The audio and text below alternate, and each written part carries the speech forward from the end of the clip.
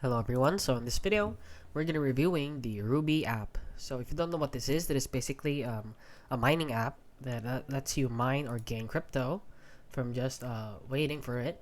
And as you can see, they are rated 4.2 out of 5 stars with 22k reviews here on Google Play. However, this seems to be shady since apps like this tend to just work in the beginning, then not work entirely at all after a few months or maybe a year. So as you can see, I have it here on Eric writes on their views of Ruby mining, and he actually goes over, or they actually go over the red flags of Ruby.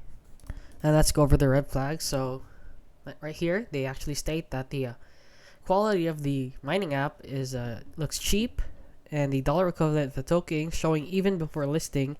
This is a very common clickbait move by some desperate administrators who are just after generating traffic or money from users, either directly or indirectly. You claim a project hasn't been listed yet, so you don't even have a white paper. Then where is the dollar equivalent coming from?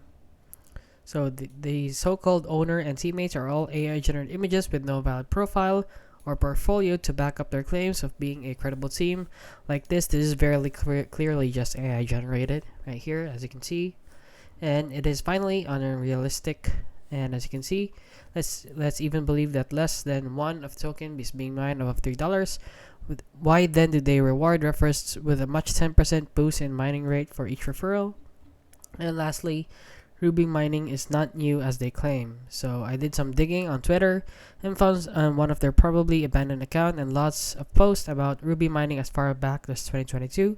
What makes you think a project has been existing since 2022 will suddenly conduct TGE and listing before the end of Q1 of 2025, and some Q1 means quarter one, and some publications suggest the fact that they've been around for years without making a single headway means the project is a scam that's gaining much traction and attention due to Pi's successful launch.